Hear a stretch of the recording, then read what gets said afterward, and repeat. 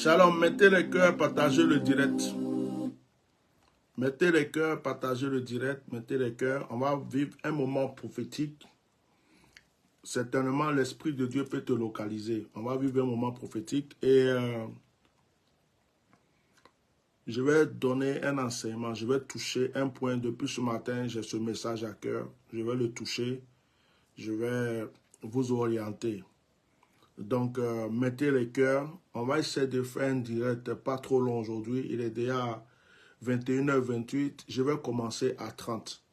Si je peux le terminer au plus tard à 22h30 ou même avant, parce que ce n'est pas tout le monde qui peut suivre les directs trop longs. Donc, on va essayer de faire vite. J'attends que vous partagez un peu pour qu'on commence. Soyez bénis.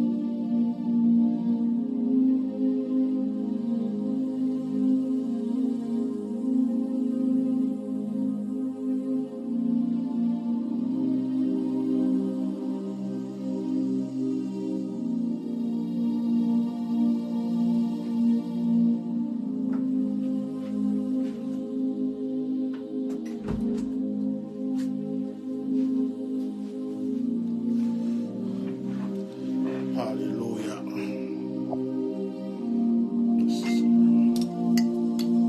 Est-ce que vous êtes là? Partagez le direct.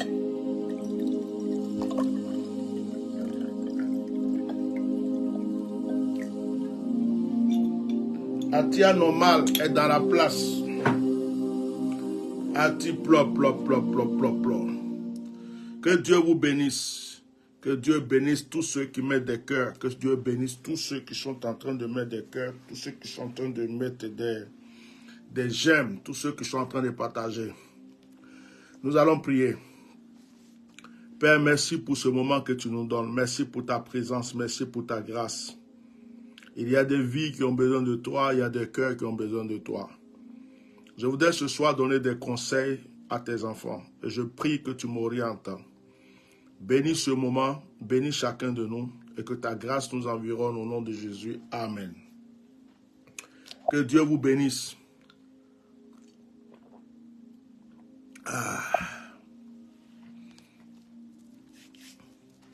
Ce soir, nous avons un direct.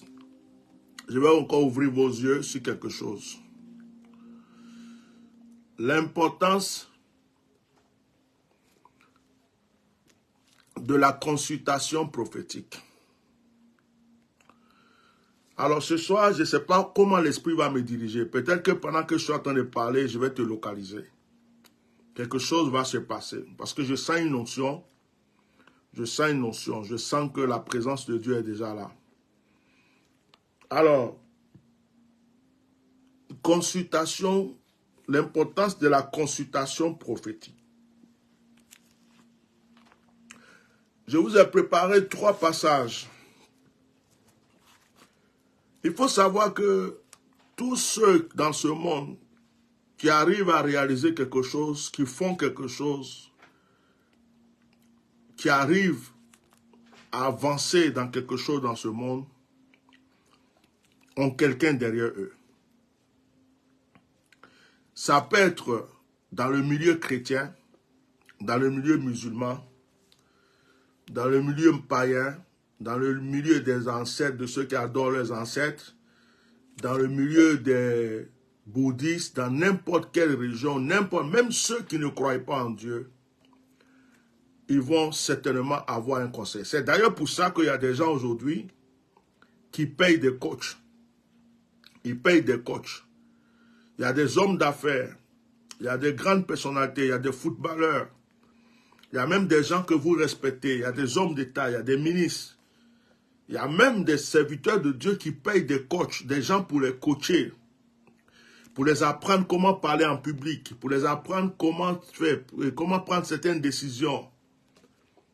Mettez les cœurs, hein. Je veux votre participation sur le direct. S'il vous plaît, je veux que vous taponnez, que vous touchez, vous participez. Je ne veux pas parler dans le vide. Déjà que le nombre de vues n'est pas grand. Alors, si vous venez regarder, écouter le direct sans tapoter, je vais faire 2 semaines sans faire de direct. 2 semaines. 2 semaines où vous ne me voyez pas, je ne fais pas de direct.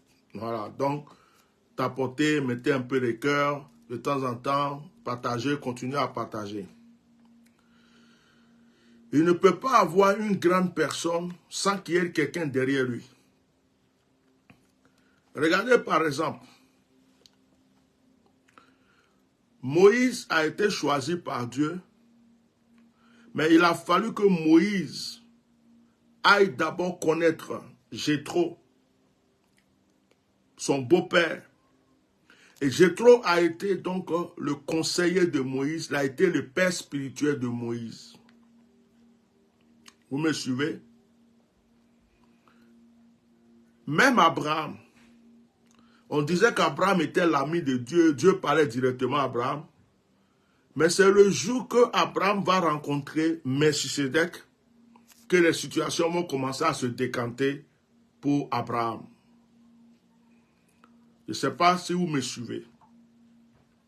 C'est lorsqu'Abraham va connaître Melchisedec, va voir Melchisedec, que les portes commencent à s'ouvrir pour Abraham. Vous allez lire dans la Bible, il y a plusieurs situations comme ça. Mais aujourd'hui, je ne suis pas venu parler de la connexion. Je suis plutôt venu parler de la consultation. Il y a des footballeurs aujourd'hui, africains par exemple, ils ont leur père spirituel. Peut-être que c'est un vaudou, c'est un marabout, c'est ceci, cela. Ou bien ils ont quelqu'un dans leur famille à qui ils vont dire, va demander ça, est-ce que ça, je peux faire ça, est-ce que ceci. Des hommes d'affaires, des artistes, beaucoup de gens. Mais ce n'est pas d'eux que je veux parler. Je veux parler de ce qui concerne la Bible. Beaucoup de personnes ne réussissent pas à réaliser certaines choses, des chrétiens surtout, dont je parle aujourd'hui. Beaucoup de chrétiens ratent des choses parce qu'ils n'ont pas l'habitude de consulter un prophète. Or, est-ce que je peux vous enseigner aujourd'hui? Parce que le truc, c'est que les gens se disent, j'ai déjà le Saint-Esprit, j'ai accepté Jésus, je suis déjà chrétien, Dieu me parle, Dieu me ceci. Mais Dieu ne peut pas se tromper pour donner 5 ministères, apôtres, prophètes, évangélistes, docteurs, pasteurs. Dieu ne peut pas se tromper pour choisir ces 5 ministères sans utiliser ces personnes. Donc, on peut être dans l'église, chacun a le Saint-Esprit, chacun parle en langue, d'autres même prophétisent, mais ce n'est pas parce que tu prophétises que tu es prophète. Le prophète, c'est un messager de Dieu. Le prophète, c'est l'œil, la bouche et les oreilles de Dieu. C'est une personne physique que Dieu prend et Dieu lui dit, parle de ma part, montre le chemin à suivre, révèle ce qu'il faut révéler. Est-ce que quelqu'un me suit? Aujourd'hui, il y a beaucoup de personnes qui ont voulu commencer peut-être un business, je vais faire un commerce. Ils ne se sont même pas assis 2 minutes pour se demander, ah, est-ce que ce n'est pas bien que je prie avec l'homme de Dieu pour que l'homme de Dieu puisse me dire si ça me va? Ça... Il y a des gens qui ne sont pas faits, par exemple, pour travailler avec le fer. ton étoile, la grâce que Dieu t'a donnée, n'est pas en accord avec le fer. Tu veux vendre des pièces de voiture, ou tu veux vendre des voitures, ou bien tu veux faire taxi, transport, ça ne va jamais marcher dans la vie. Tu vas t'endetter jusqu'à zéro. Il y a des gens qui sont en accord avec la terre, c'est-à-dire plantation, vivrier, comment on appelle ça, même les maisons pour mettre en location, parce que ça sort de la terre. Il y a des gens qui sont en accord avec la terre. Mais ces personnes, il y a d'autres personnes qui ne sont pas en accord, par exemple, avec le commerce. C'est-à-dire que eux, Dieu, dans leur destinée, Dieu n'a pas prévu qu'ils fassent le commerce. Mais ils se lèvent sans consulter, sans Dieu. Je n'ai pas dit consulter un marabout, j'ai dit consultation prophétique. Et ils se mettent là. Oh, vraiment, il y a un business là que j'ai vu dans tel endroit. Vraiment, je vais vendre des vêtements, je vais ramener ceci. Et ils jettent tout leur argent, ça ne produit rien. C'est pour ça que la consultation prophétique est très importante. C'est pourquoi aller s'asseoir auprès d'un homme de Dieu, un voyant, quelqu'un à qui Dieu parle, pour avoir une orientation avant de commencer quelque chose, c'est très important. Bon, maintenant, si tu n'as pas la possibilité d'aller consulter un homme de Dieu, c'est bien de fois d'être patient, de beaucoup prier pour avoir une révélation de la part de Dieu. Il ne faut pas se lancer comme ça dans les choses.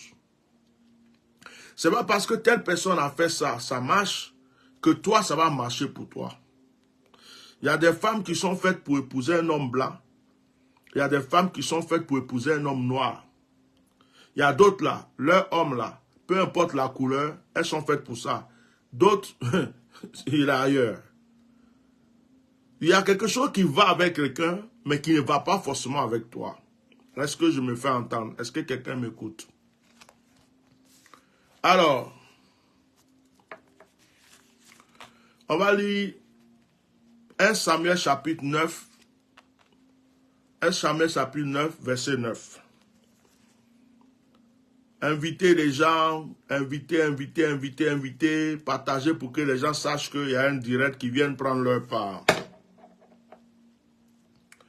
1 Samuel 9, 9. Il est écrit, autrefois en Israël, quand on allait consulter Dieu, on disait, venez et allons au voyant, car celui qu'on appelle aujourd'hui le prophète s'appelait autrefois le voyant. Ce qui veut dire que les enfants d'Israël, avant de faire quelque chose, allaient consulter le prophète. Bon, je veux faire une plantation. Je suis venu te voir. Qu'est-ce que tu penses? Qu'est-ce que Dieu te dit? Il va dire non. Tu dois commencer, mais ce n'est pas cette année, c'est l'année prochaine. Ou bien Dieu me montre ça. Ne fais pas la plantation. Si tu fais là, ça va. Ou bien si tu fais plantation, en tout cas, c'est ça. Mais il ne faut pas faire telle chose, dedans, ça va. C'est tout à fait biblique. La consultation prophétique. Ayez cette habitude de consulter l'homme de Dieu. Même si quelqu'un t'aime, il veut t'épouser. Ou bien tu as vu une femme, c'est la femme que tu aimes. Prends le temps de consulter Dieu. Est-ce que cette femme sera la femme de ma vie? Parce que tu peux l'aimer physiquement, mais tu ne sais pas ce qui va se passer demain. Peut-être que son étoile n'est pas en accord avec ton droit. Ou bien il y a des actions peut-être que tu peux d'abord poser avant de commencer quoi que ce soit. Est-ce que vous me suivez? Donc, dans 1 Samuel 9, 9, il est écrit, autrefois, je vais relire le passage, autrefois en Israël, quand on allait consulter Dieu, ça veut dire qu'aller consulter le prophète, c'est consulter Dieu. On allait consulter Dieu, on disait, venez et allons au voyant. Car celui qu'on appelle aujourd'hui le prophète s'appelait autrefois le voyant. Bon, il y a des gens qui ne sont pas chrétiens. Eux, ils vont consulter les marabouts. Il y a des gens, vous voyez nos frères musulmans, bon, je ne vais pas dire musulmans parce qu'il y a des musulmans aussi qui ne vont pas chez marabout. Mais la plupart de certains de nos frères, ils vont consulter le marabout ou bien d'autres, mais c'est leur imam. Ils vont chercher des doigts d'abord. Ils vont dire, ah, prie pour moi, je vais faire tel commerce. Il va prier avec eux, il va poser des actions. Vous n'allez jamais voir un commerçant musulman qui a fait des choses sans poser d'action. Vous n'allez jamais voir un commerçant musulman qui va se lever, aller faire quelque chose. Des fois même la terre là, où il va aller faire son magasin là, il a fait des choses là-bas. Il a peut-être enterré quelque chose. Ou bien il a mis de l'encens. Il y a des choses qu'on lui a dit, il faut faire comme ça. Ou bien il y a des sourates on a prié dessus. On a peut-être attaché, on dit, si tu vas, faut attacher ça ici. Il faut mettre ça à l'entrée. Il faut mettre ça là. Il va consulter, ils vont prier pour lui, ils vont faire des doigts avant qu'il commence. Oui. Et tu vas voir que tu as le même magasin. Tu dis que tu es chrétien, ou bien je ne sais pas dans quelle religion tu es. Tu as le même magasin à côté de ce monsieur-là. Pour lui, marche tout le temps. Mais pour toi, là, tu as l'impression qu'il n'y a personne dedans. Tu vas commencer à dire, oh, il a fait la sorcellerie, il m'a marabouté. Tu vas commencer à dire, oh, c'est parce qu'il m'a attaché que les clients ne viennent pas. Non, il ne t'a pas attaché. Il a son coin où il est là. Lui, il a posé des actions.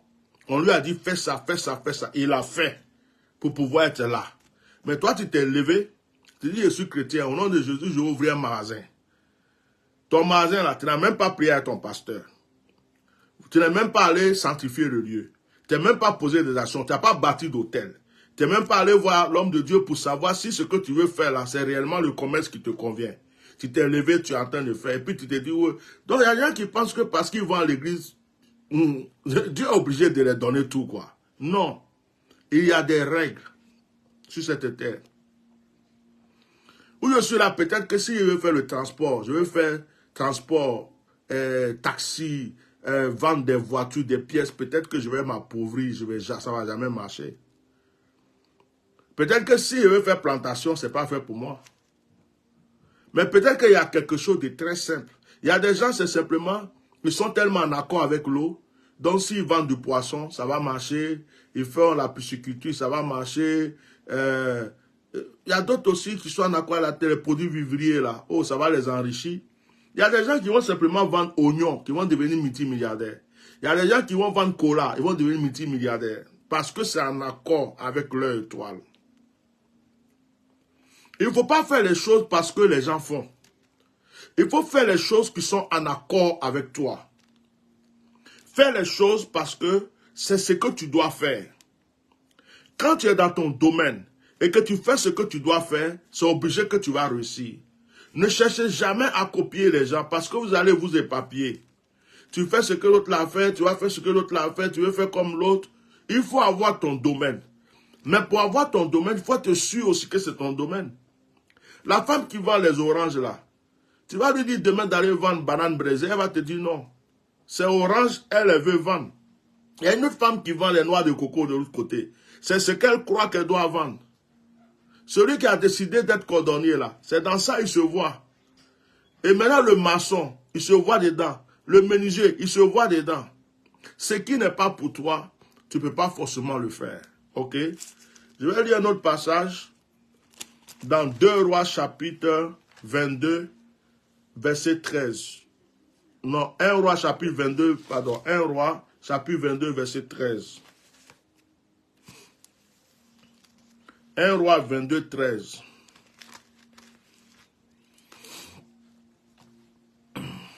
Mais je vais lire presque le début du chapitre. Vous allez comprendre mieux l'histoire. On resta 3 ans sans qu'il y eût la guerre entre la Syrie et Israël. La 3e année, Josaphat, roi de Juda, descendit auprès du roi d'Israël. Le roi d'Israël dit à ses serviteurs, « Savez-vous que Ramoth en Gala est à nous?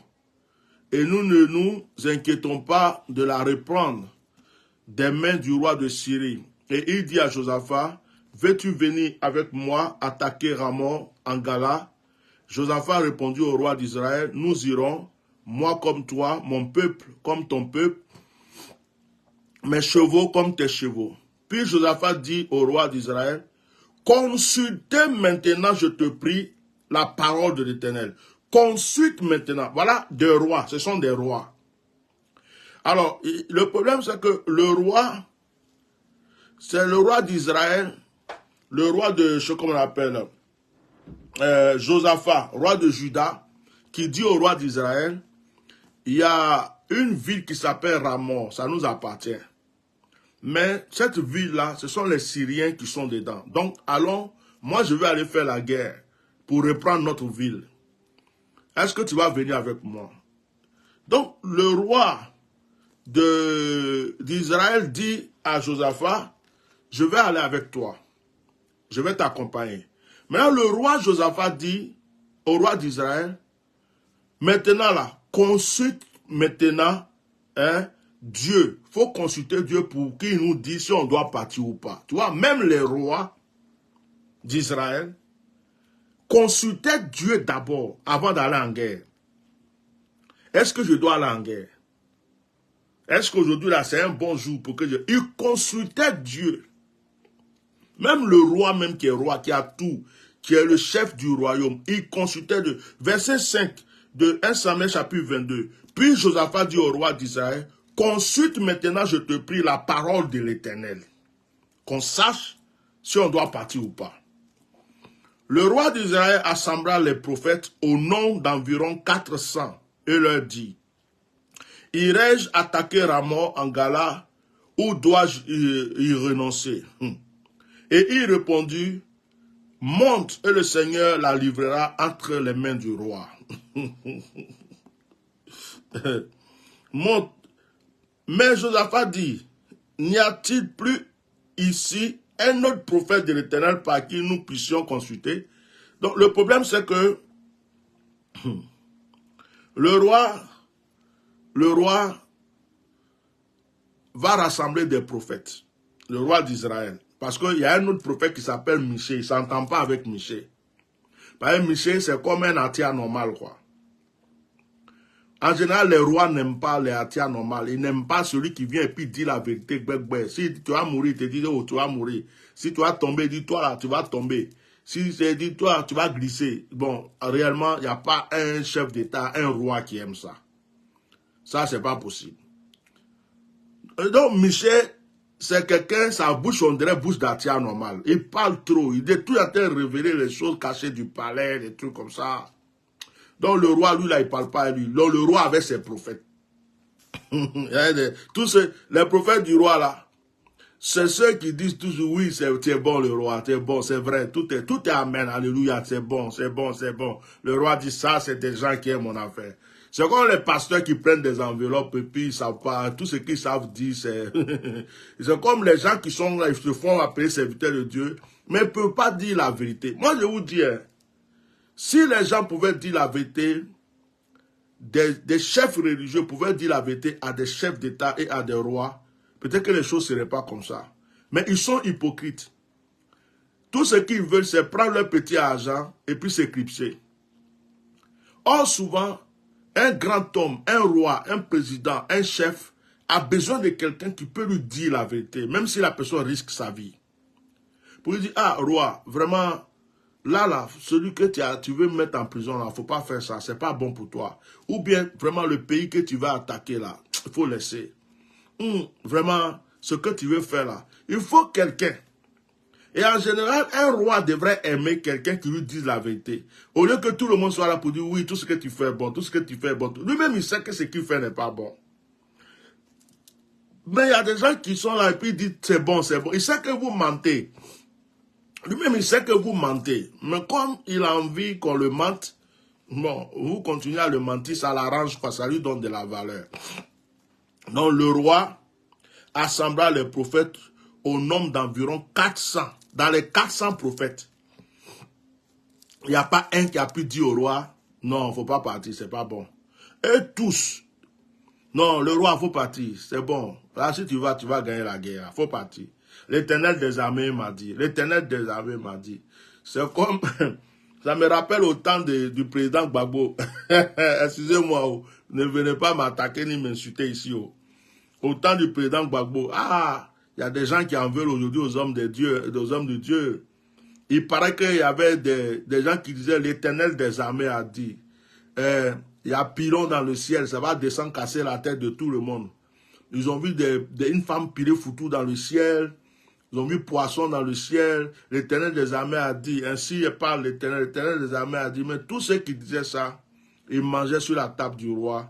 Ils avaient les jetons du roi, ils avaient les enveloppes du roi. Bon, donc, ils étaient, beaucoup ont encouragé le roi, quoi. Je ne sais pas s'il y a d'autres qui ont parlé puis on n'a pas compris, hein. Mettez les cœurs si vous n'êtes pas fâchés. Donc, 400 prophètes. Les 400 prophètes disent le roi, il faut partir. Non, le roi, il faut partir. Mais, Josaphat n'était pas convaincu. Josaphat n'était pas convaincu. Il dit, mais comment des 400 personnes, et tous peuvent venir dire la même chose comme ça? C'est quelque chose qui lui dit dans sa tête, non, leur prophétie là, c'est prophétie fabriquée. C'est prophétie circonstancielle. Parce qu'il y a des prophètes circonstanciels. Il y a des prophètes qui fabriquent la prophétie. Il y a des prophètes, quand tu as l'argent, tu as ta prophétie de celui qui a l'argent. Quand tu es pauvre, il y a la prophétie de celui qui est pauvre. Quand sa vie est en danger, il y a la prophétie de sauver sa vie. Quand c'est donc, voilà, il y a des prophètes comme ça, des circonstances. Donc Josaphat sentait que ce n'était pas clair. Alors Josaphat dit, n'y a-t-il plus ici aucun prophète de l'Éternel par qui nous puissions le consulter? C'est-à-dire, s'il y a quelqu'un d'autre qui vienne. Le roi d'Israël répondit à Josaphat, il y a encore un homme par qui l'on pourrait consulter. Un homme par qui l'on pourrait consulter l'Éternel, mais je le hais. Je ne l'aime pas.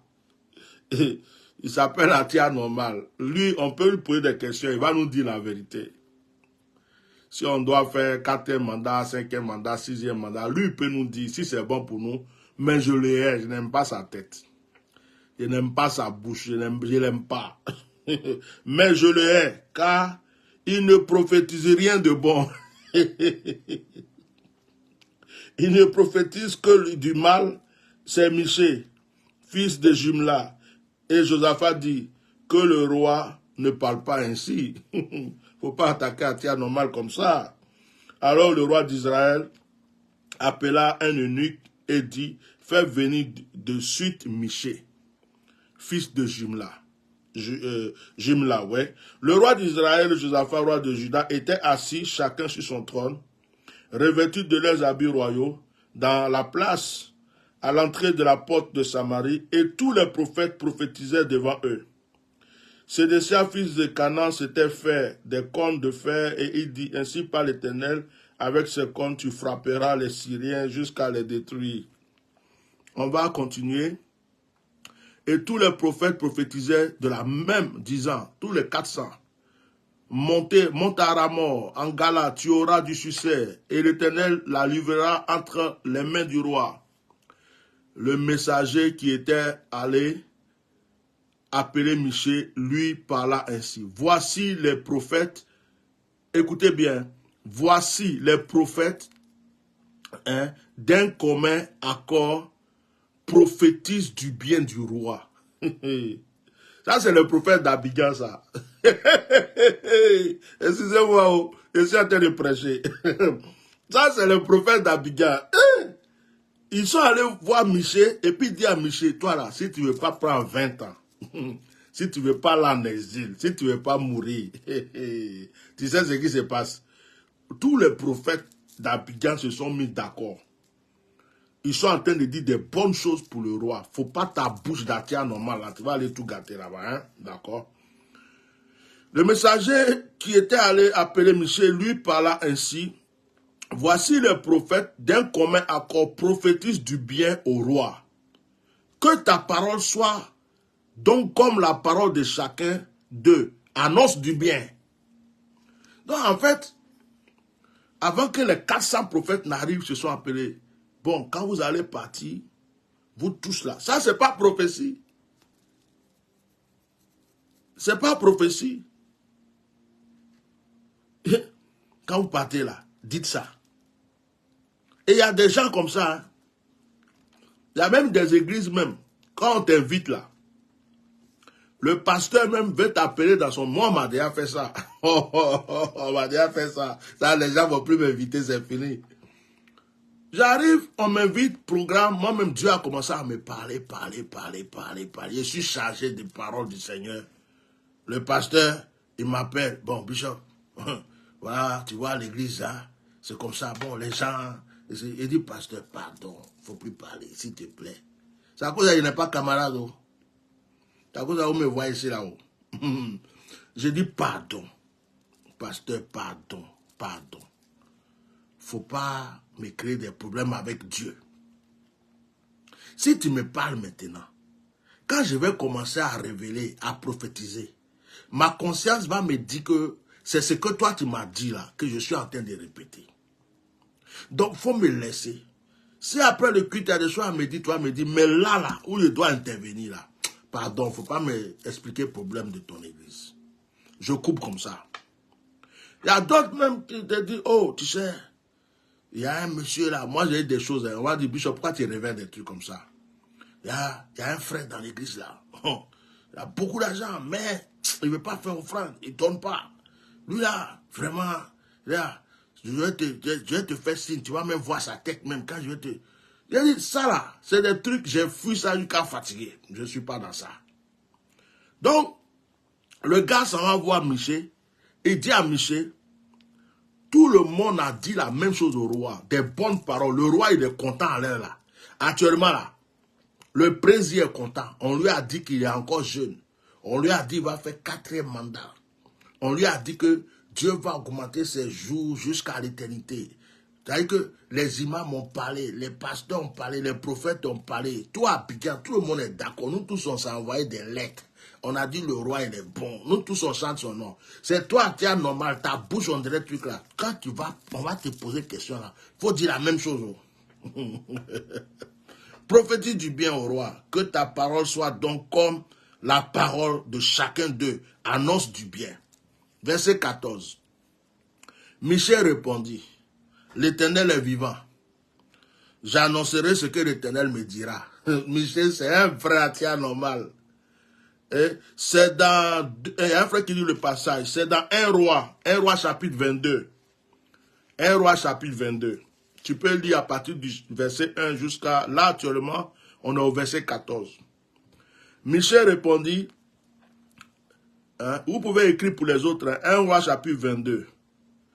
Michel répondit, l'Éternel est vivant. J'annoncerai ce que l'Éternel me dira. C'est pas facile d'être athée normal. Ils sont 400. Tous les 400 là disent les mêmes choses. Toi, athée normal, Michel, athée normal, toi seul, tu vas aller changer la parole de tout le monde. Qui va te croire? On va dire que tu es un faux prophète. Que toi là, tu as la haine, tu es rempli de haine. Tu souhaites la mort du roi. Toi là, tu n'es pas bon. Toi, tu es anormal là. Comment quelqu'un peut souhaiter ceci? Comment quelqu'un peut... Tu es un faux prophète. Pourquoi tu mets ta bouche dans... tiens. Lorsqu'il fut arrivé auprès du roi, le roi lui dit, Michel, irons-nous attaquer Ramon en Gala ou devons-nous y renoncer? Il répondit, monte, tu auras du succès. Ah, on lui a dit de mentir. Donc, il veut faire comme les autres. Monte, monte, tu auras du succès. L'Éternel le livrera entre les mains du roi. Ça, il était désintéressé. Il dit, il faut partir. Tu voulais aller faire la guerre au Mali, non? Va, tu vas les gagner. Tu vas frapper le Mali. Moi, mais mon message là me plaît. Quoi? Est-ce que je peux envoyer des mercenaires au Mali? Non, il faut envoyer. Est-ce que je peux, il faut partir. Est-ce que je peux faire seulement. Donc, verset 16. Et le roi lui dit, combien de fois me faudra-t-il te faire jurer de ne me dire que la vérité au nom de l'Éternel? Parce que le roi savait que Michel ne prophétise pas comme ça. Que la manière dont Michel a parlé là, c'est pas la vérité, il lui a dit. Donc il dit, je t'ai dit combien de fois, dis-moi la vérité. Mais roi, quand je te dis la vérité, tu veux me tuer. Maintenant, je veux te parler comme tout le monde, tu me dis, il faut continuer à me dire la vérité. Bon, voilà. Michel répondit, je vois tous Israël dispersés. Là, la vraie prophétie a commencé maintenant. Je vois tout Israël dispersé sur les montagnes, comme des brebis qui n'ont point de berger. Et l'Éternel dit, ces gens n'ont point de maître, que chacun retourne en paix dans sa maison. Il a donné la prophétie. Il dit, oh, vous n'allez pas gagner. J'ai vu tout Israël qui est dispersé. Le roi d'Israël répondit à Josaphat, n'étais-je pas dit, il ne prophétise sur moi rien de bon. Il ne prophétise que du mal. Et Michée dit, écoute donc la parole de l'Éternel. J'ai vu l'Éternel assis sur son trône et toute l'armée des cieux se tenant auprès de lui, à sa droite et à sa gauche. Et l'Éternel dit, qui se dira à Achab pour qu'il monte à Ramoth en Galate et qu'il périsse? Il répondit, l'un d'une manière, l'autre d'une autre. Et un esprit vient se présenter devant l'Éternel et dit, moi, je le séduirai. L'Éternel lui dit, comment? Je sortirai, répondit-il, je serai un esprit de mensonge dans la bouche de tous ces prophètes. L'Éternel dit, tu le séduiras et tu en viendras à bout, sors et fais-en. Vous voyez, je vais m'arrêter là pour cette lecture. Il y a des gens qui prophétisent là, c'est mensonge. Vous voyez, Dieu dit, c'est qui va aller me tromper ce roi-là, et puis il va aller faire la guerre, ils vont le tuer pour moi. Deux fois,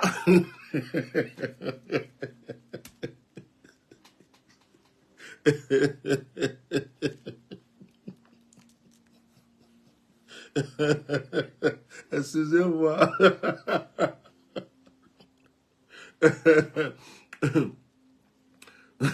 Deux fois, Dieu donne, il permet à un esprit de mensonge pour venir dans la bouche d'un prophète qui est auprès d'un roi. Pour lui dire, oh, roi, tu peux faire 3e mandat, tu seras à l'aise. Après, tu vas faire 4e. Tu seras à l'aise. Roi, faut prendre les mercenaires, faut les déposer au Burkina, et puis tu prends d'autres, tu déposes au Mali, tu déposes d'autres au Congo, au Togo. Ah! Dieu dit, en fait, Dieu en voulait au roi. Dieu voulait frapper le roi même. Dieu lui tendait piège. Et Dieu dit, mais qui va aller le séduire pour moi? Je veux que quelqu'un le séduise. Parce que là où il est, là, j'arrive pas trop à le... Hein, il n'a qu'à aller en guerre. Il y a un esprit qui dit, moi, il veut partir. Il dit, mais comment tu vas le séduire? Il dit, je vais rentrer dans la bouche de ses prophètes. Il a précisé de ses prophètes. Les prophètes qui sont avec lui là, ceux qui mangent son argent, ceux qui prennent les enveloppes, ceux qui ont fait alliance, qui sont là et puis ils ont l'habitude de mentir là. Je vais rentrer dans leur bouche. Et puis quand je finis de rentrer dans leur bouche, je prophétise le mensonge. Je prophétise le mensonge et puis il va tomber. Donc Michée révèle ça au roi. Le roi dit, ah, tu as vu, il dit à Josaphat, lui là, je t'ai pas dit qu'il n'aime pas mon affaire, que tout ce qui sort de sa bouche, c'est ça. Mais écoutez une chose, un vrai prophète ne dit pas les choses pour plaire à quelqu'un. Un vrai prophète, il ne dit pas les choses parce qu'il a envie de plaire à quelqu'un. S'il est venu te dire que j'ai vu quelqu'un qui a été empoisonné, il va mourir, c'est que c'est ce qu'il a vu. Il ne faut pas l'insulter. Ce n'est pas lui qui veut empoisonner la personne. Ce n'est pas lui qui est contre la personne. Moi, je me rappelle, dans notre pays, des mois, 6 mois ou 7 mois avant, j'avais vu notre frère Ouattao empoisonné. Quand j'ai dit, les gens sont venus m'insulter, comme si c'est moi qui vais prendre poison pour aller mettre dans je ne sais pas quoi. On ne m'a pas écouté. Quand il était malade, j'avais même demandé qu'il cherche un homme de Dieu déjà pour commencer à prier pour lui, avant d'être malade. Quand il était malade, tout le monde disait, oh, c'est un petit ulcère, c'est un petit ceci. Moi, j'avais déjà vu sa mort. Quand les gens sont venus m'insulter aussi. Quand j'ai parlé de Gon Coulibaly, si les gens m'avaient écouté, les gens l'auraient aidé. Il se serait reposé. Il aurait eu peut-être une certaine protection. On aurait fait des prières pour lui. Peut-être qu'il est encore parmi nous. Mais les gens n'ont pas cru. Parce qu'ils se sont dit, oh, lui là, il ne nous aime pas. Tout ce qu'il dit là, c'est contre nous. Ce qu'il dit là même, ça, c'est des mensonges ou bien c'est parce qu'il nous veut du mal. Or, pendant qu'eux me prenaient pour leur ennemi, Dieu prenait ma bouche pour leur dire, ah, attention, quelqu'un va mourir. Le monsieur est parti. Notre frère Ahmed Bakayoko, je suis désolé de sortir sa bouche dans mon message, son nom dans mon message, dans ma bouche. Mais quel avertissement je lui ai pas donné. Et pour lui, ça me fait très mal parce que c'est quelqu'un que j'avais apprécié. Je le voyais pour les jeunes. Je voyais que dans l'avenir, lui et puis Soro, là, si vraiment les deux étaient bien soudés, ça peut faire quelque chose en Côte d'Ivoire. Je voyais quelque chose de bon. Mais qu'est-ce que je n'ai pas donné? Moi, Les gens étaient là, on quitte là, on va te tuer. Lui aussi, bon, les autres, les gens m'envoyaient des gens, on va te tuer, on va t'attaquer, on va faire ceci. Ça va avoir des vaudous contre moi, des trucs contre moi, des menaces, des trucs, de ceci, cela. Les gens n'ont pas écouté. Aujourd'hui, les gens aiment ceux qui mentent. Ceux qui disent ce qu'ils ont envie d'entendre. Ceux qui viennent s'asseoir pour leur dire la bêtise que tu es en train de faire là, c'est bon. Alors que, en réalité, ça va les tuer là. Ceux qui mentent. S'il y avait eu vraiment des gens bien pour dire à notre président actuel, M. Dramane Alassane Ouattara, ah, moi je l'ai dit, mais les gens ne m'ont pas écouté.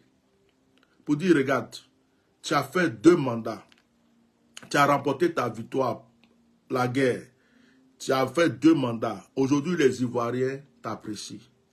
Même si Alassane Ouattara s'était mis à côté, il avait aidé un de ses petits du RHDP. Il avait soutenu la campagne, un de ces jeunes du RHDP, pour être candidat. Et puis peut-être qu'il a gagné et qu'aujourd'hui c'est lui qui est le président. Puis lui, le papa, il est derrière comme un conseiller, comme un soutien. Il aurait eu l'honneur là. Son nom serait quitté de la bouche des gens. Il aurait eu l'honneur et allé avec l'honneur. Mais le 3e mandat là, c'est pas facile. Hein? Et c'est pas sûr que ça va bien se terminer. D'autres sont en train de rêver à 4e mandat. C'est pas sûr. Bon, ceux qui ont menti à ce monsieur ne lui ont pas fait du bien. Mais ce sont ceux-là qui vont venir attaquer les gens. Pourquoi vous dites ça? Pourquoi vous faites ça? Mais pourtant, en réalité, eux ne l'aiment pas. Un vrai prophète, tu peux le prendre, croire que c'est ton ennemi, mais c'est ton ami. Parce que ce qu'il te dit là, c'est pour pouvoir te sauver. Je ne peux donner que des exemples que je connais. C'est pourquoi je prends l'exemple de mon pays.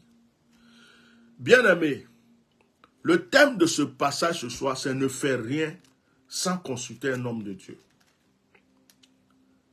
Ne te lève pas, ne fais rien. Il y a des gens qui sont ici en France là.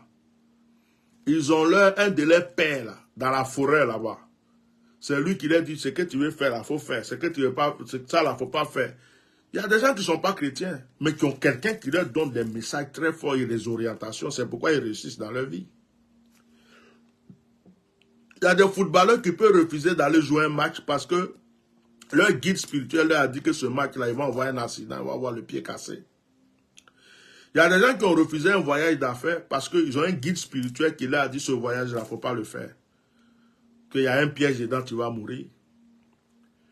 L'importance de la consultation prophétique. Mais ne cherche pas un prophète qui va te dire les choses que tu as envie d'entendre. Un esprit de mensonge va animer ce prophète et il va te dire n'importe quoi. Il y a beaucoup de prophètes aujourd'hui qui sont, ou soi-disant prophètes, qui sont animés d'un esprit de mensonge. Il y a d'autres même, c'est du business. Parce qu'il a vu des gens prophétiser, il vient faire style je prophétise. Il y a des gens qui ont cherché autre chose pour pouvoir venir faire ça. Mais quand tu as un vrai prophète, prie pour que Dieu te donne un vrai homme de Dieu, un vrai prophète. Consulte-le. Si tu as envie de faire quelque chose et puis il te dit non, ça, je ne le sens pas, je ne le vois pas, Dieu ne me dit pas que tu dois le faire, il faut l'écouter. Il faut l'écouter. Il y a des gens qui ont jeté de l'argent. Par exemple, une femme peut se lever pour dire je vais faire un salon de coiffure parce qu'elle aime ça. Mais peut-être que ce n'est pas son business. Peut-être qu'elle doit vendre des vêtements d'hommes. Ou peut-être qu'elle doit juste construire des studios, mettre en location. C'est dans ça qu'elle va s'enrichir.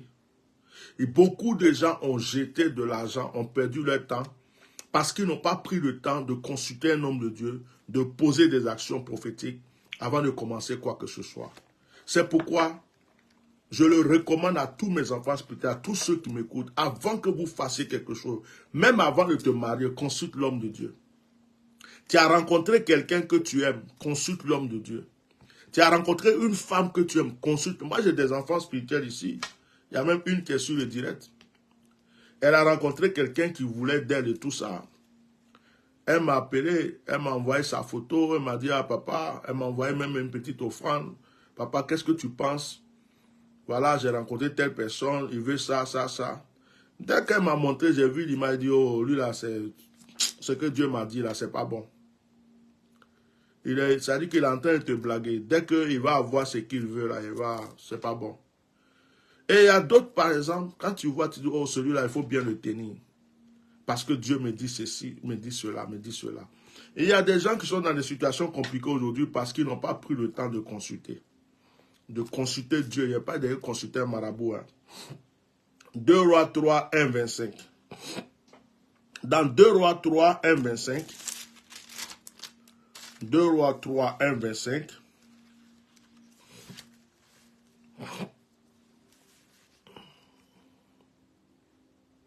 Nous avons une autre histoire.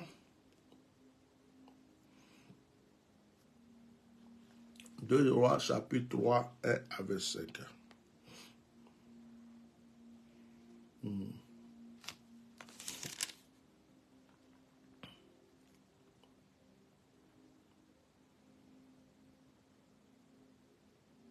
C'est la même histoire qui est répétée.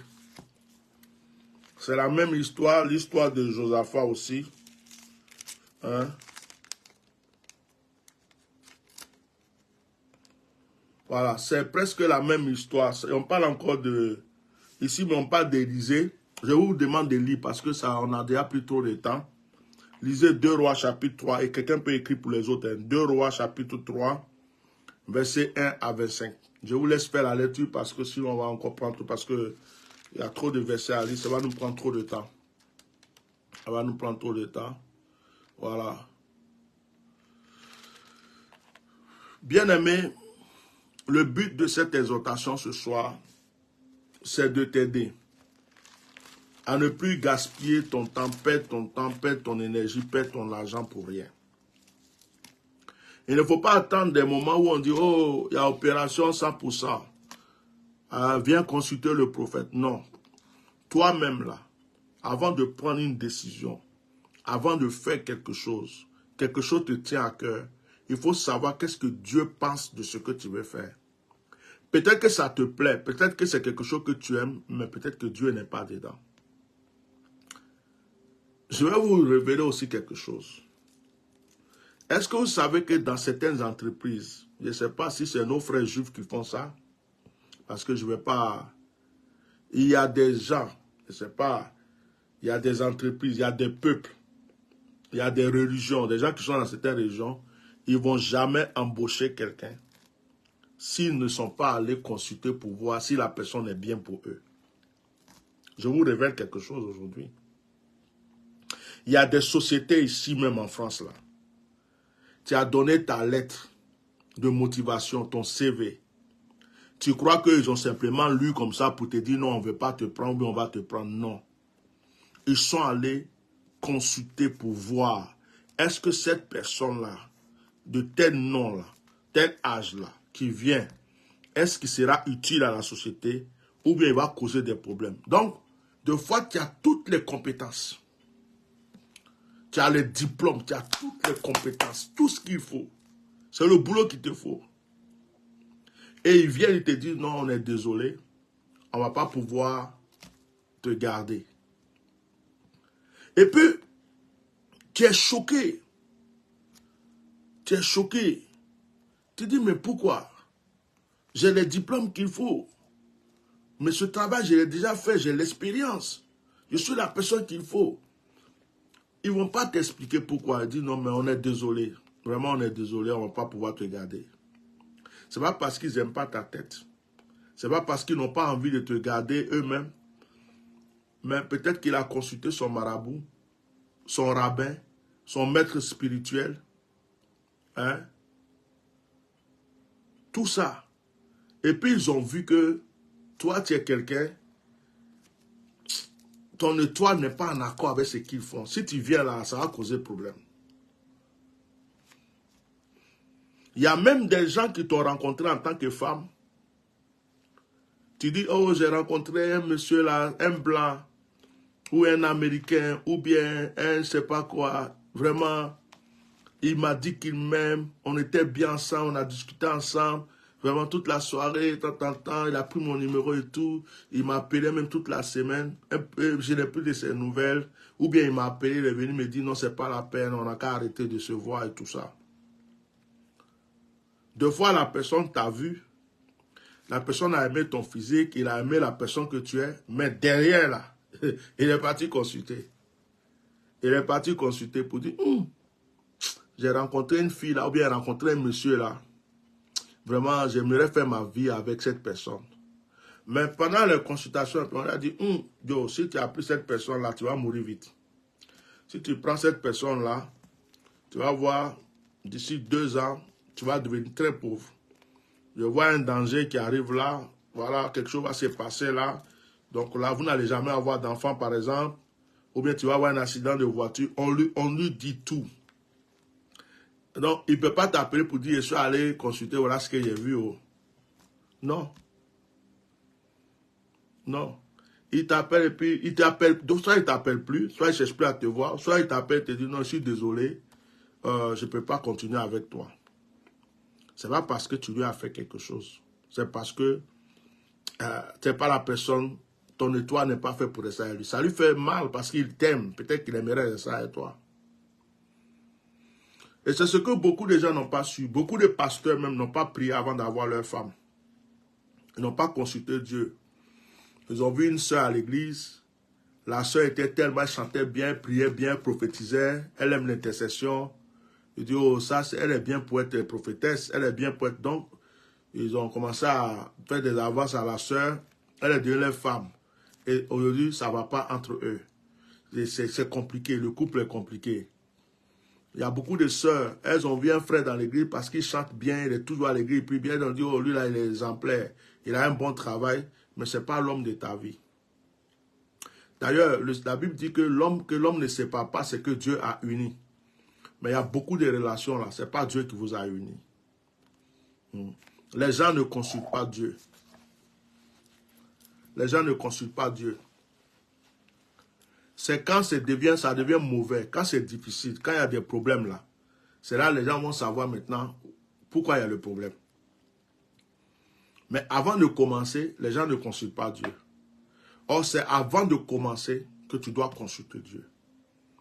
Avant de commencer, avant de faire quelque chose, tu dois demander à Dieu, est-ce que ce que je fais là, c'est bon? Est-ce que ce que je fais là, c'est bon, je peux le faire? Tu comprends? C'est comme aujourd'hui, je passais, je n'aime pas trop donner l'argent aux clochards, aux mendiants qui sont sur la route. Parce que quand ils les donnent, ils prennent pour l'acheter de l'alcool. Tu les vois en train de boire, ils boivent, ils ne mangent pas, ils boivent. Et je n'aime pas ça. Leur donner de l'argent, c'est comme si c'est moi qui lui ai dit d'aller boire. Mais ça m'arrive deux fois où l'esprit me dit, aide peut-être cette personne. Aujourd'hui, je passais, j'avais garé devant une poste, je suis allé chercher la voiture. J'avais un mendiant qui était assis, un monsieur qui était assis, je le vois. Je l'ai dépassé même, je partais dans la voiture. Et puis l'esprit me dit, va lui donner. L'esprit m'a dit précisément la somme. Va lui donner telle somme. Je me suis retourné, je suis allé mettre l'argent dans sa corbeille là. Parce que j'ai reçu ça, de lui donner. Et j'ai donné ça, j'ai senti qu'il fallait que je lui donne. J'ai donné et puis je suis parti. Vous voyez? J'ai reçu avant de le faire. Deux fois, il y a des gens qui font même des dons. Dieu ne les a pas dit de faire. Le don qu'ils ont fait là, ça les a causé problème. Il y a des gens même qui vont prendre l'argent pour dire, je vais aider quelqu'un. Mais ce qu'ils vont faire là, c'est ça qui va les créer problème. Il y a des gens qui vont décider de faire quelque chose, d'entreprendre quelque chose avec quelqu'un. C'est-à-dire, je vais ouvrir une affaire. Oh, comme c'est mon ami d'enfance, on va faire ça ensemble. Mais Dieu ne t'a pas dit de faire ça avec lui. Ou non, c'est mon cousin. Si je fais avec lui, lui il va surveiller, moi je vais faire ceci. Or, c'est avec lui-même que tu vas avoir des problèmes. C'est pourquoi il faut consulter. Consulter Dieu. Je n'ai pas dû consulter un sorcier, un féticheur, un marabout, tout ça, mais consulter Dieu.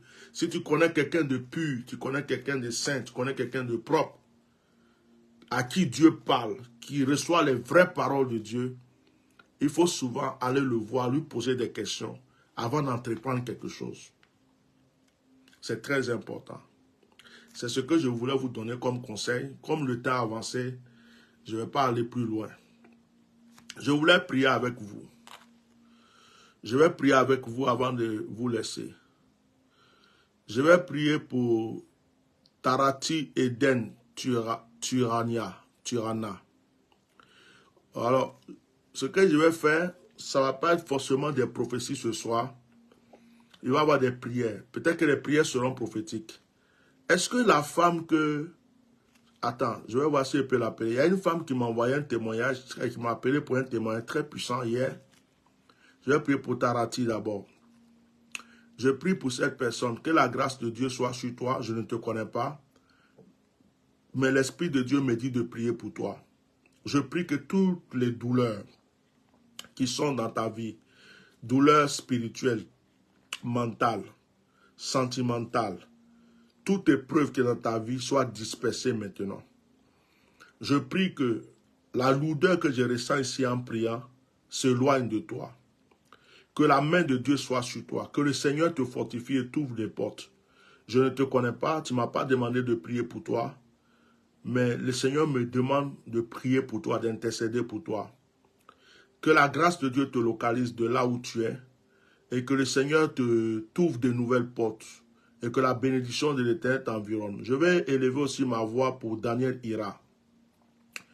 Le Seigneur me charge ce soir de prier aussi pour toi. Tu as besoin de réconfort, tu as besoin de soutien, tu as besoin que la main de Dieu ouvre de plus grandes portes pour toi.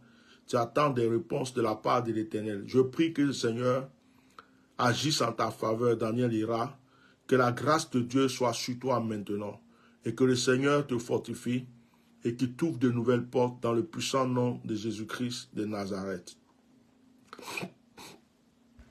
Je vais prier pour Alphonsine Kofi. Je reçois que... Attendez, il y a quelqu'un qui a laissé un chapeau, un message, excusez-moi. Pasteur, peux-tu prier ayant un chapeau sur la tête? C'est une question. Excusez-moi. Ange fidèle, oui. La réponse est simple, oui. Je sais que c'est écrit dans la Bible, quand un homme prie, ce que vous avez vu là, oui. Les Juifs même qui sont en communication avec Dieu, un rabbin a toujours son chapeau sur sa tête. Le chapeau, c'est le signe de l'autorité, de la royauté. Le chapeau a un sens spirituel. Moi, les chapeaux que tu vois comme ça que je porte, ce n'est pas comme j'ai envie de porter simplement un chapeau. Donc oui, par exemple ça, tu as vu ça, c'est la kippa. On peut dire que c'est un chapeau aussi, tu vois. Mais les prophètes, les rabbins, les gens, les hommes de Dieu mettent ça sur les têtes. Quand tu prends le talit que tu mets sur ta tête, c'est comme si tu as couvert ta tête. C'est un signe d'humilité. Il faut savoir traduire la Bible. C'est un signe d'humilité, tu vois. Donc, il ne faut pas... si tu ne comprends pas, je t'explique. Hein. Mais je n'ai pas le temps de rentrer trop dans les détails. Mais oui, oui, je peux prier. Souvent, quand je prie, il y a des fois où l'Esprit va me dire, enlève ton chapeau. Et puis j'enlève. Mais il y a des fois, même avant même de venir prier, de faire un direct, tu vas voir que l'Esprit de Dieu même va me convaincre de porter un chapeau. Et puis je le porte. Ça dépend de l'ange qui est dans l'environnement. Mais je ne peux pas aller prêcher dans une église. On ne peut pas m'inviter dans une église ou bien je suis dans une église avec 4 murs, on est en train de faire un culte et puis j'ai un chapeau sur la tête en train de prêcher. Non. Les anges qui sont dans l'église n'acceptent pas ce genre de choses. Mais je peux être au dehors, par exemple, en train de prêcher, de faire une évangélisation, une croisade, et puis je peux avoir mon chapeau où l'Esprit de Dieu peut me dire d'enlever. Tu comprends? Donc, la Bible dit qu'on adore Dieu en esprit et en vérité. C'est-à-dire qu'il faut se laisser pousser par l'Esprit de Dieu. Des fois, si tu as remarqué dans mes directs, j'ai un chapeau, je parle un peu, avant de prier, j'enlève. Et je remets après. C'est la voix que j'entends qui me dit ça. Voilà. Et avant de faire le direct ce soir, avant-hier, j'avais ça. J'avais voilà. J'avais la kippa, le talit, kippa, tout ça, je mélange tout maintenant là. Mais aujourd'hui, avant de faire le direct, ce que j'ai porté, c'est l'Esprit de Dieu qui m'a dit de porter mon col pastoral, même là. C'est lui qui m'a dit de le prendre. Et le chapeau, il m'a dit tu prends tes chapeaux. J'ai plusieurs couleurs. Et il m'a dit tu mets ça sur ta tête. Donc tu vois. Donc il ne faut pas t'inquiéter. Ça n'empêche pas l'Esprit d'agir. Que Dieu te bénisse. Et il y a des anges qui vont me reconnaître ce soir, certainement à cause de ce chapeau. Ange fidèle, j'espère que je t'ai bien répondu. Que Dieu te bénisse. Alors, je voulais prier pour quelqu'un. C'était Alphonsine Kofi. Que la grâce de Dieu soit sur toi. Que le Seigneur te bénisse abondamment et qu'il t'ouvre de nouvelles portes. Dans le nom puissant de Jésus-Christ de Nazareth. Mon fils Cramo, ta femme m'a envoyé un message pour l'offrande que tu m'as envoyée. J'espère que vous passez un bon moment là-bas. Que le Seigneur te bénisse, toi et ta femme. Et que les anges de l'Éternel veillent sur vous. Qu'aucun esprit malin ne puisse agir contre vous. Que de la manière dont vous êtes partis sains et saufs, vous revenez sains et saufs. Que la grâce et la bénédiction soient sur votre vie. Au nom puissant de Jésus. Ma fille Olga Gouzil. Olga Gouzil, ça fait longtemps, papa n'a pas bu l'eau de ta mère. Des fois, je pense à toi et tu vas dire, ma fille là, elle m'a zaïe, elle m'a zappé, elle m'a zaïe, elle m'a zappé, elle m'a zaïe. Donc, je sais que tu es une femme de cœur. Que Dieu te bénisse abondamment. Que le miel coule dans ta vie, que le miel coule dans ta maison. Que l'abondance soit dans ta vie, au nom puissant de Jésus. Claudia Jacqueret, sois puissamment bénie. Que la grâce soit dans ta vie. Que l'Éternel ne cesse d'agir en ta faveur. Est-ce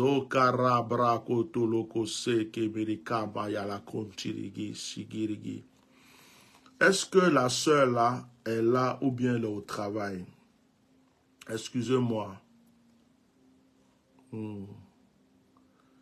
Est-ce que la sœur là est là? Il y a une sœur qui m'a envoyé un message hier. Je vais voir si elle peut la voir. J'aimerais qu'elle rende son témoignage. Dieu est bon. Hein? Oh. Peut-être qu'elle est en train de suivre le direct parce qu'elle a coupé directement. Bon, moi, je vais rendre le témoignage à sa place. Vous savez, quand on a fait le direct avant-hier, j'avais parlé d'une femme pour un problème de... Elle était avec un homme, qu'il y avait la sorcellerie, qu'on ne voulait pas qu'elle soit avec cet homme, tout ça. Ce qui m'a touché dans le témoignage de la sœur, c'est qu'elle disait que au moment où je faisais le direct, à un moment, elle s'est assoupie. Et quand c'était assoupie, c'est comme si elle recevait une vision. Et dans la vision, c'est comme au même moment où je parlais, c'est comme si je l'avais appelé sur le direct. Dans le direct, c'est quand quelqu'un t'appelle sur le direct, toi tu es en haut, la personne est en bas. Donc c'est comme si j'étais en haut, elle était en bas de l'écran. Et puis j'étais en train de parler avec elle. Et puis elle disait, oui c'est moi, oui c'est moi, oui c'est moi. Mais ça, ce n'était pas sur le direct. C'était comme genre une vision. Comme si elle était assoupie, elle dormait, genre une vision. C'est elle qui peut bien expliquer son truc. Et apparemment, dès que la parole est sortie nette, je crois que la personne concernée l'a appelée. Bon, c'est quelque chose qui l'a touché. Elle m'a appelé pour me rendre ce témoignage. J'avais voulu que... Il y a d'autres témoignages. Il y a 2 personnes qui m'ont envoyé des messages qui disent que j'étais dans leur rêve. D'autres même là, je ne les connais pas. Hein. Mais ils disent qu'ils m'ont suivi 2 fois. Et dans cette semaine-là, ils disent que cette semaine-là, 2 personnes comme ça, il y avait une situation difficile dans leur rêve. Et je suis allé intervenir.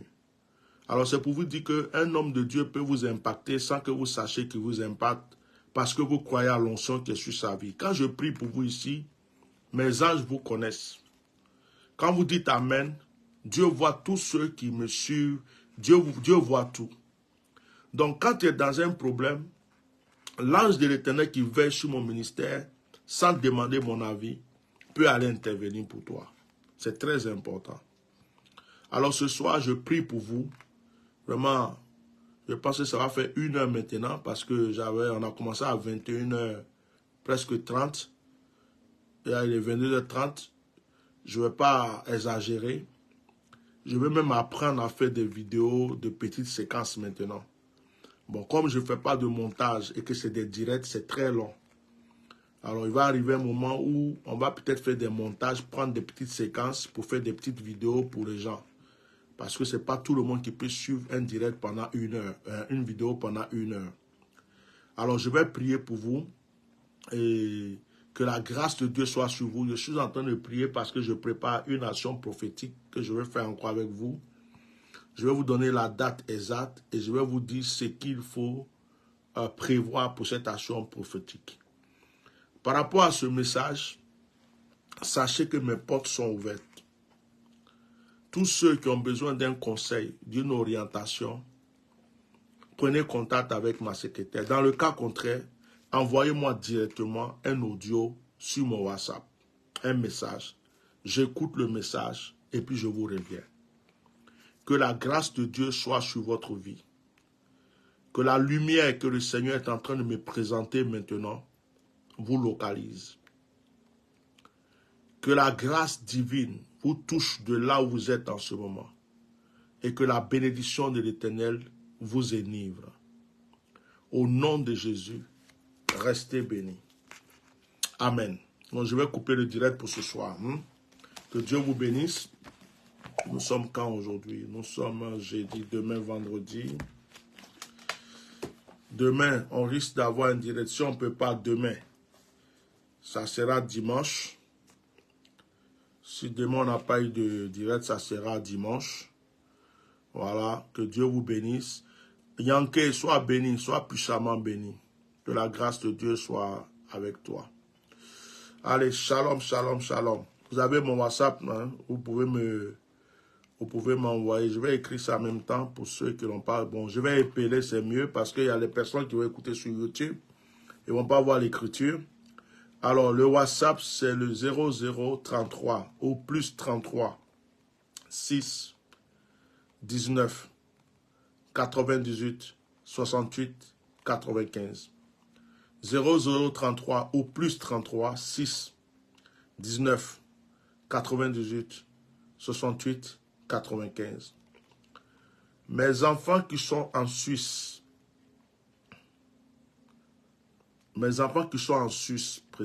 précisément, je crois que c'est à Bruxelles. Mes enfants qui sont en Suisse, tous mes enfants qui sont en Suisse, laissez-moi un message sur mon WhatsApp. Vous risquez d'avoir une surprise. Je ne peux pas vous dire quand, mais dans peu de jours là. Tous mes enfants qui sont en Suisse. Alors que Dieu vous bénisse. Shalom.